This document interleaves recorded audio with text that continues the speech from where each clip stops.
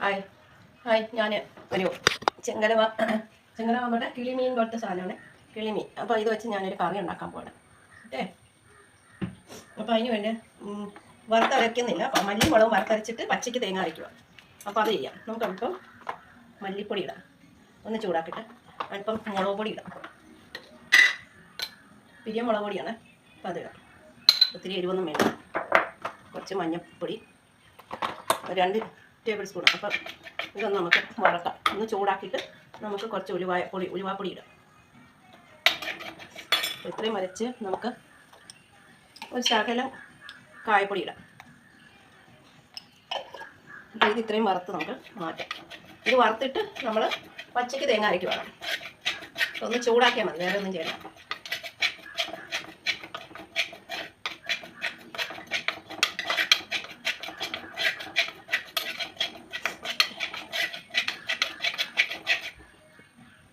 നമുക്ക് അരമുറി തേങ്ങ, അരമുറി ഉണ്ട്, അരമുറിയോളം ഉണ്ട്. ആ തേങ്ങയുടെ കൂടെ നമുക്ക് ഈ പൊടി ഇങ്ങോട്ട് ഇടാം.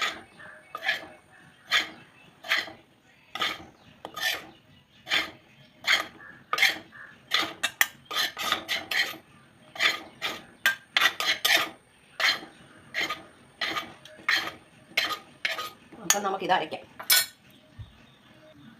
നമുക്കിനി അടുത്ത് ഇച്ചിരി വെളിച്ചെണ്ണ ഒഴിക്കാം. ഇതിനകത്ത് നമുക്ക് ഇച്ചിരി വെളുത്തുള്ളിയും ഇഞ്ചിയും ഉള്ളി ചുവന്നുള്ളിയും കൂടെ നമുക്കിതിനകത്തോട്ടിടാം. അല്പം കരിവേപ്പില ഇടാം.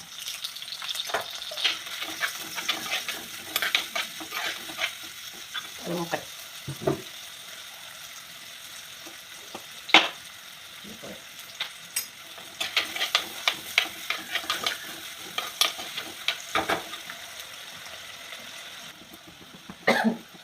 നമുക്ക് കഴുകി വെച്ച പുളി ഒത്തിരി വേണ്ട, ഒത്തിരി ആവശ്യത്തിന് പുളിയുണ്ട്.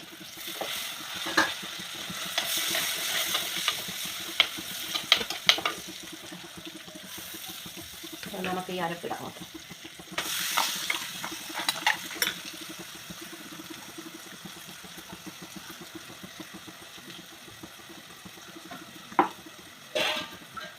പച്ച വെള്ളം.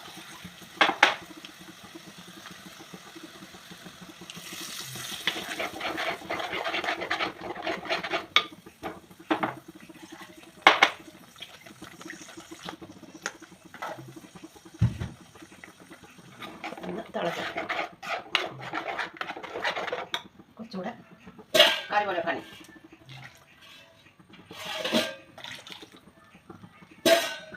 നല്ല കുളുങ്കറി പോലെ ഇരിക്കും. ഇപ്പം അല്പം ഉപ്പും കൂടെ ഇടാം. ഇട്ടിട്ടുണ്ട്, എന്നാലും കുറച്ചുകൂടെ കിട്ടുന്നേ ഉള്ളൂ. ഇതൊന്നിനും തിളച്ചെടുക്കാം. അപ്പം നമ്മുടെ കറി തിളച്ച് അപ്പം നമുക്ക് ഓരോ മീനിടാം. മുറിച്ചിട്ടില്ല, ഇതാ കിളിമീനാണ്.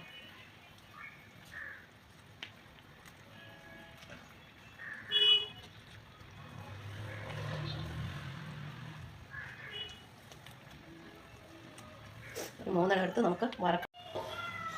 അപ്പം നമ്മുടെ മീനൊന്ന് തിളച്ച് വന്നിട്ടുണ്ട്. ഒന്ന് കറക്കി വിടാം. കറക്കി വിടുമ്പോൾ നല്ല കഷ്ണം പൊടിയത്തുമില്ല. അപ്പോൾ അതങ്ങനെ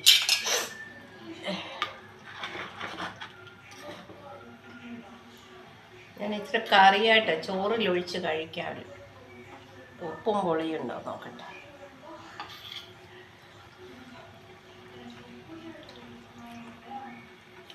പോരെ, ഉപ്പ് വേണം.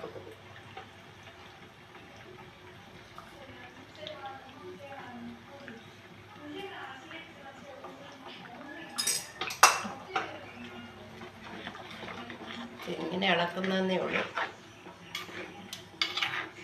പുളുങ്കറി പോലെ ഇച്ചിരി കറിയായിട്ട് വെക്കാമെന്ന് വെച്ചായിരുന്നു.